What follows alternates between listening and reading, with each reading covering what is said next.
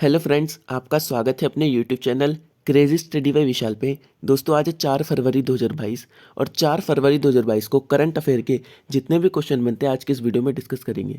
दोस्तों, आज की वीडियो अपने आप में एक डिटेल वीडियो रहने वाली है और साथ में कुछ स्टैटिक जीके के क्वेश्चन भी दोस्तों आपको इस वीडियो में पता चलेंगे जो एग्जाम में बार बार आते रहते हैं।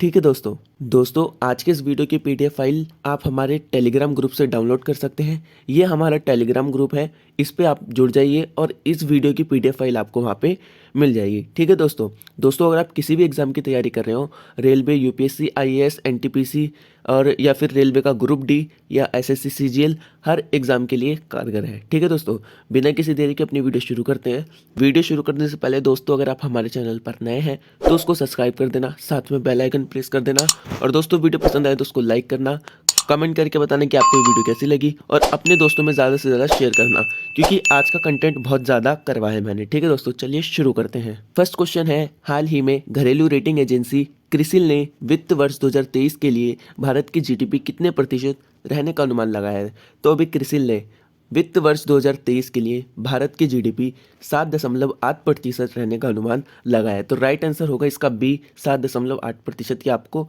याद रखना है। इंपॉर्टेंट पॉइंट देखते हैं। घरेलू रेटिंग एजेंसी क्रिसिल ने आर्थिक सर्वेक्षण के अनुमानित 8.5% की तुलना में वित्त वर्ष 2023 की वास्तविक सकल घरेलू उत्पाद की वृद्धि 7.8% रहने का अनुमान लगाया है।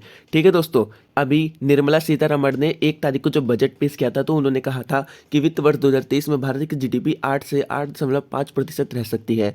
तो उसी का अनुमान लगाते हुए क्रिसिल ने जो है 7.8% का अनुमान बताया है। ठीक है, उसके बाद वित्त वर्ष 2023 में विकास दर 7.8% रहने का अनुमान है, जो वित्त वर्ष 2022 में 9.2% थी। ठीक है, 9.2% इसने 2022 में कहा था। नेक्स्ट है, एजेंसी ने कहा कि इस साल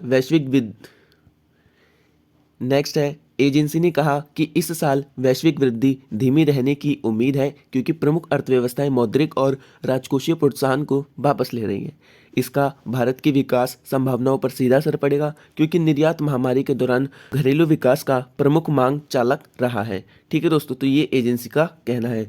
अब दोस्तों, टॉप 5 करंट अफेयर्स देख लेते हैं जो कि अभी रिसेंट जीडीपी एस्टिमेशंस लगाए गए हैं कि किस किस ने जीडीपी के लिए दोस्तों अपनी भविष्यवाणी बताई थी। तो वित्त मंत्रालय द्वारा भारत की जीडीपी 2023 के लिए 8 से 8.5% बताई गई है। आईएमएफ इंटरनेशनल मॉनेटरी फंड द्वारा भारत की जीडीपी 2022 के लिए 9% बताई गई है। ठीक है, एनएसओ द्वारा भारत की जीडीपी 2022 के लिए 9.2% रहने का अनुमान लगाया है। ठीक है, इंडिया रेटिंग एंड रिसर्च द्वारा जीडीपी 9.3% रहने का अनुमान लगाया गया है 2022 के लिए है। ठीक है, और इंडिया रेटिंग एंड रिसर्च ने 2023 के लिए जीडीपी 7.6% रहने का अनुमान बताया था। ठीक है, ये आपको याद रखना है। नेक्स्ट है, हाल ही में आई एनएसओ की फर्स्ट रिवाइज्ड जीडीपी अनुमान के तहत 2021 में भारत की कितने प्रतिशत जीडीपी घटी है। तो 2021 में जो है भारत की 6.6% जीडीपी पहले ईयर की तुलना में घट चुकी है। ठीक है, तो आपको याद रखना है। इंपॉर्टेंट पॉइंट में देखते हैं क्या लिखा है। राष्ट्रीय सांख्यिकी कार्यालय नेशनल स्टैटिस्टिकल ऑफिस एनएसओ यानी सांख्यिकी और कार्यक्रम के कार्यान्वयन मंत्रालय ने वित्त वर्ष 2020-21 के लिए राष्ट्रीय आय, उपभोग व्यय, बचत और पूंजी निर्माण का पहला संशोधित अनुमान जारी किया है।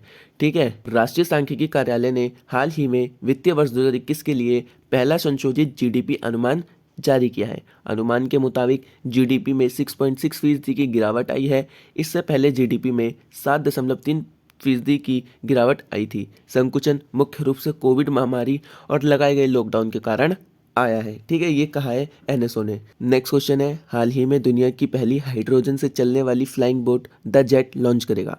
तो अभी दुबई हाइड्रोजन से चलने वाली दुनिया की पहली दोस्तों फ्लाइंग बोट जिसका नाम द जेट होगा उसको लॉन्च करेगा। ठीक है, ये आपको याद रखना है। इंपॉर्टेंट पॉइंट देखते हैं। दुबई की firm the jet zero mission ने दुबई संयुक्त अरब अमीरात में दुनिया की पहली हाइड्रोजन संचालित flying boat the jet launch की घोषणा की है। ठीक है, द जेट में अत्याधुनिक विशेषताएं और प्रौद्योगिकियां हैं जो इसे 40 समुद्री मील की परिभ्रमण गति से पानी के ऊपर शांति से उड़ने में सक्षम बनाती है। इसमें 8 से 12 यात्रियों को ले जाने की क्षमता भी है। ठीक है, और देखते हैं, कोप 28 के दौरान जेईटी की उद्घाटन उड़ान होगी और 2023 में दुबई के यूएई में आयोजित होने वाली है। दोस्तों कोप 28 है वो यूएई के दुबई में होने वाली है। ठीक है, अब बात यूएई यानी संयुक्त अरब अमीरात की है, तो इसकी राजधानी अबू धाबी होगी। इसकी मुद्रा यूएई दिरहम है। यहाँ के राष्ट्रपति खलीफा बिन जायद अल नहयान है। ठीक है, ये आपको याद रखना है। नेक्स्ट क्वेश्चन है, हाल ही में वित्त वर्ष 2022 में 50,000 करोड़ रुपए के एनपीए खाते को किससे ट्रांसफर किए जाएंगे? तो हाल ही में वित्त वर्ष 2022 में 50 करोड़ रुपए के एनपीए खाते जो है ये NARCL यानी इसको जो है ट्रांसफर किए जाएंगे 2022 में 50,000 करोड़ रुपए के एनपीए खाते यानी नॉन परफॉर्मिंग असेट्स खाते। ठीक है, इंपॉर्टेंट पॉइंट में जानते हैं कि क्या लिखा है। एसबीआई के अध्यक्ष दिनेश कुमार खारा के अनुसार national state reconstruction company limited, जिसको NARCL कहते हैं, या बैड बैंक और इंडिया डेब्ट रेजुलेशन कंपनी लिमिटेड परिचालन शुरू करने के लिए तैयार है। ठीक है दोस्तों, उसके बाद 82,845 करोड़ रुपए के कुल 38 गैर निष्पादित परिसंपत्ति यानी नॉन परफॉर्मिंग असेट खातों को शुरू में NARCL में स्थानांतरित करने के लिए जाना गया है। ठीक है दोस्तों, तो ये जो है ये आपको याद रखना है। नेक्स्ट है, हाल ही में बजट में हुई घोषणा के अनुसार किस निगम की स्थापना की जा रही है? तो दोस्तों अभी वित्त मंत्री निर्मला सीतारमण ने 1 फरवरी को बजट की घोषणा की थी। उसके तहत एक ये NLMC यानी नेशनल लैंड मोनेटाइजेशन कॉरपोरेशन की स्थापना की जा रही है। ठीक है दोस्तों, इंपॉर्टेंट पॉइंट में देख लेते हैं। आर्थिक सर्वेक्षण के अनुसार सरकार भूमि और अन्य गैर प्रमुख संपत्तियों का मुद्रीकरण करने के लिए राष्ट्रीय भूमि मुद्रीकरण निगम, जिसको नेशनल लैंड मोनेटाइजेशन कॉरपोरेशन कहते हैं, NLMC की स्थापना कर रही है। ठीक है, NLMC की प्रारंभिक अधिकृत शेयर पूंजी 5,000 करोड़ और सब्सक्राइब्ड शेयर पूंजी 150 करोड़ होगी। ठीक है दोस्तों, अब तक इन सारी कंपनी दोस्तों जी लिखी हुई है, इन सब ने मुद्रीकरण के लिए 3400 एकड़ भूमि और अन्य गैर प्रमुख संपत्तियों को संदर्भित किया है। ठीक है, तो ये भी आपको याद रखना है। नेक्स्ट क्वेश्चन है, हाल ही में भारत सरकार ने किसे राष्ट्रीय इलेक्ट्रॉनिकी एवं सूचना प्रौद्योगिकी संस्थान का महानिदेशक के रूप में नियुक्त किया है? तो दोस्तों अभी डॉक्टर मदन मोहन त्रिपाठी को भारत सरकार ने राष्ट्रीय इलेक्ट्रॉनिकी एवं सूचना प्रौद्योगिकी संस्थान का महानिदेशक बना है, तो ये आपको याद रखना है। इंपॉर्टेंट पॉइंट देख लेते हैं। हाल ही में भारत सरकार ने डॉक्टर मदन मोहन त्रिपाठी को राष्ट्रीय इलेक्ट्रॉनिक एवं सूचना प्रौद्योगिकी संस्थान का महानिदेशक नियुक्त किया है। ठीक है, अब दोस्तों टॉप 5 करंट अफेयर्स देख लेते हैं जो कि न्यू प्लेसमेंट्स की गई है। सबसे पहला DRDL के निदेशक बनाए गए थे GA श्रीनिवास मूर्ति। DRDL दोस्तों DRDO की एक लैब है, defence research and development laboratory. ठीक है, इसकी ये फुल फॉर्म होगी। नेक्स्ट, रक्षा खुफिया एजेंसी का प्रमुख GAV रेड्डी को बनाया गया था। ठीक है, भारत का मुख्य आर्थिक सलाहकार अनंत नागेश्वर को बनाया गया है। PMLA का निर्णायक प्राधिकरण का अध्यक्ष ये विनोदानंदन झा को बनाया गया है। उसके बाद यूनिटी स्मॉल फाइनेंस बैंक का अध्यक्ष पूर्व CAG विनोद राय को बनाया गया, यानी पूर्व control and auditor general Vinod Rai को बनाया गया है। ठीक है, आपको याद रखना है। नेक्स्ट है, हाल ही में किस भारतीय टोक्यो ओलंपिक स्वर्ण पदक विजेता को Laureus world breakthrough award of the year के लिए नामित किया गया है? तो अभी नीरज चोपड़ा जो है इनको नामित किया गया है Laureus world breakthrough of the year award के लिए। दोस्तों ये नीरज चोपड़ा जो है ये तीसरे व्यक्ति हैं पूरे भारत में जो ये इसके लिए नामित हुए हैं। ठीक है, इंपॉर्टेंट पॉइंट में देखते हैं क्या लिखा हुआ है। हाल ही में टोक्यो ओलंपिक स्वर्ण पदक विजेता नीरज चोपड़ा को Laureus world breakthrough of the year award के लिए नामित किया गया है। नीरज चोपड़ा इस पुरस्कार के लिए नामित होने वाले तीसरे भारतीय हैं। ठीक है, वर्ष 2019 में महिला पहलवान विनेश फोगाट को नामांकित किया गया था, जबकि क्रिकेट स्टार सचिन तेंदुलकर को वर्ष 2000 से 2020 के लिए लॉरियस स्पोर्टिंग मोमेंट अवार्ड से सम्मानित किया गया था। ठीक है दोस्तों, Laureus world breakthrough of the year पुरस्कार एक ऐसा सम्मान है जो साल में एक बार दिया जाता है। इस अवार्ड में उन खिलाड़ियों को सम्मानित किया जाता है जिन्होंने अपने परफॉर्मेंस से देश का नाम रोशन किया है। इस अवार्ड की शुरुआत साल 1999 में Laureus sports for good foundation के संस्थापक डेमलर और रिकेमेंड ने की थी। ठीक है दोस्तों, ये आपको याद रखना है। अब ये दोस्तों क्वेश्चन अवार्ड्स का था, तो टॉप 5 करंट अफेयर्स देख लेते हैं अवार्ड और ऑनर के। World game athlete of the year 2021 Sreejesh को दिया गया था। असम का सर्वोच्च सम्मान असम वैभव सम्मान रतन टाटा को दिया गया था। राष्ट्रीय बाल पुरस्कार 29 बच्चों को दिया गया था। प्रतिष्ठित जेनेसिस पुरस्कार अल्बर्ट बोली को दिया गया था। ठीक है दोस्तों, उसके बाद 12वीं भारत रत्न डॉक्टर अंबेडकर पुरस्कार किसको दिया गया? ये हर्षाली मल्होत्रा को दिया गया था। ठीक है दोस्तों, ये आपको याद रखना है। नेक्स्ट क्वेश्चन देख लेते हैं जल्दी।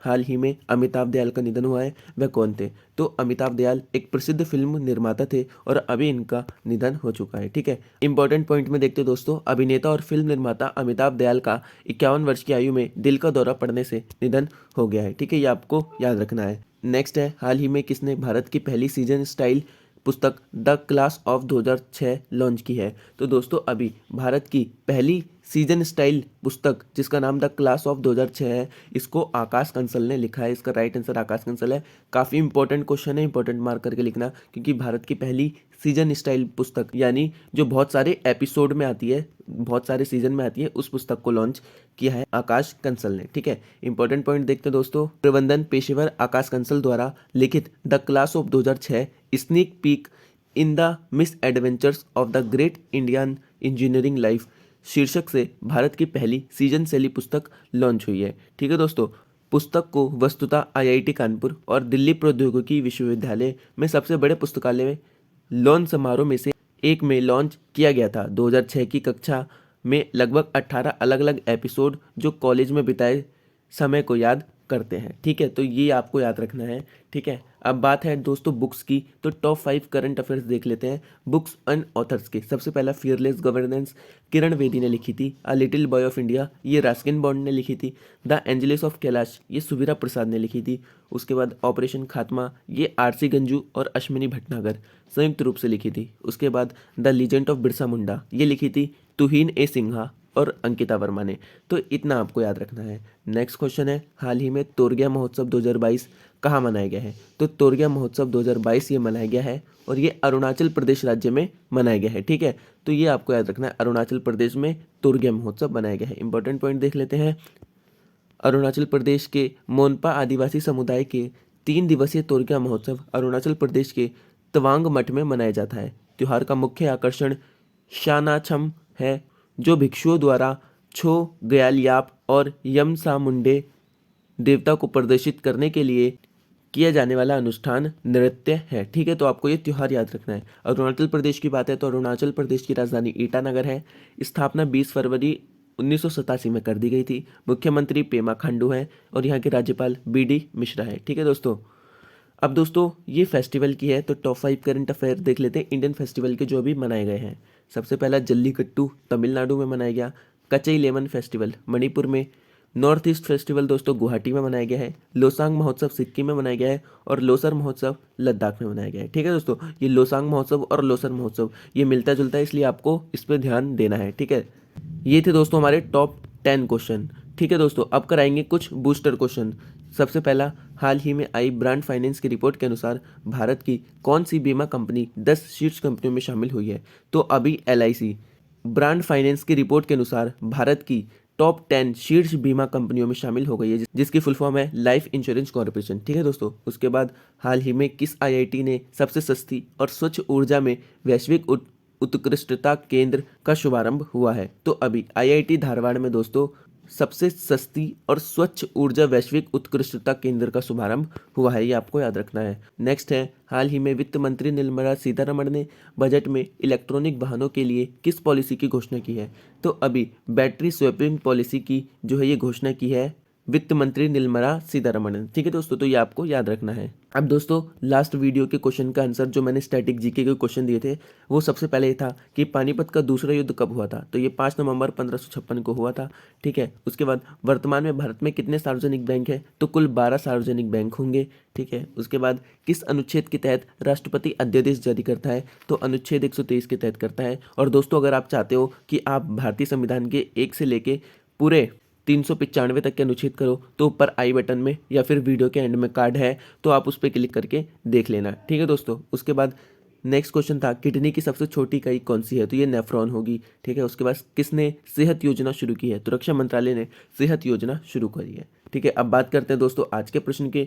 आज के प्रश्न है निरामय परियोजना किस राज्य ने शुरू करी है? ठीक है, भारत का अंतिम वायसराय कौन था? जीवन जीने का अधिकार किस अनुच्छेद में वर्णित है? और भारत की पहली महिला गवर्नर कौन थी? ठीक है, और लास्ट में बताना है आपको भारत से ब्रह्मोस मिसाइल खरीदने वाला पहला देश कौन बन गया है? ठीक है दोस्तों, ये सारे क्वेश्चन आपको एक सीक्वेंस में बताने हैं। दोस्तों आज की वीडियो को यहाँ पे रोकते हैं क्योंकि काफ़ी लंबी हो गई है, इतना सारा कंटेंट दिया है मैंने। ठीक है दोस्तों अगर वीडियो पसंद आई हो तो उसको लाइक कर देना, चैनल को सब्सक्राइब कर देना और ज़्यादा से ज़्यादा दोस्तों में शेयर कर देना। ठीक है दोस्तों, मिलते हैं नेक्स्ट वीडियो में। जय हिंद।